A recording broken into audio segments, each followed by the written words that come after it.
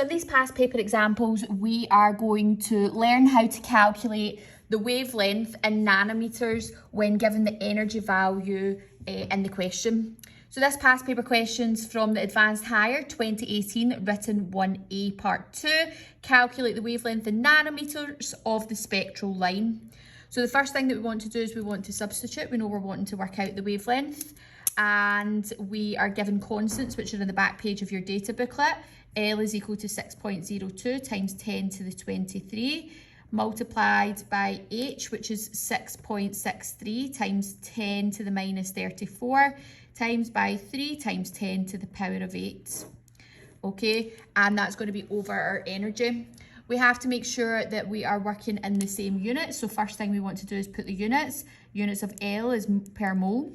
Units of H is joules seconds. And the unit of the speed of light is meters per second. Now we know that these units cancel each other out.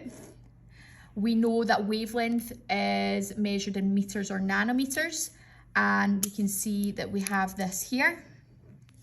So therefore, we want to get rid of the joules per mole. So that means our unit at the bottom is going to have to be joules per mole, or joules per mole. So we look at the energy which is given in the question, and that's given as 282 kilojoules per mole. We know we need to convert to joules so that we can cancel them out. So we have to do a unit conversion.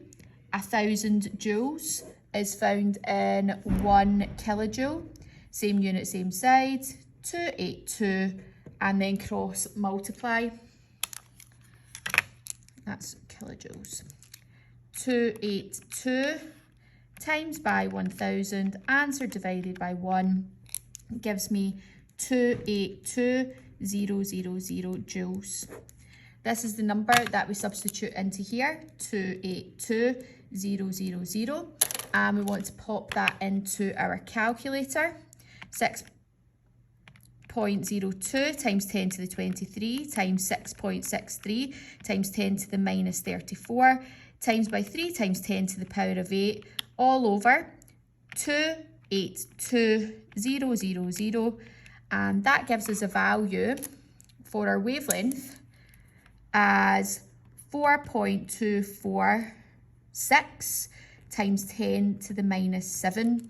Now our unit here is in meters, which we can see here, but the question doesn't want us to calculate it in meters, asks us to do nanometers. So we know 1 nanometer is equal to 1 times 10 to the minus 9 meters. Same unit, same side. So we'll pop 4.246 times 10 to the minus 7 meters on this side. And we cross multiply.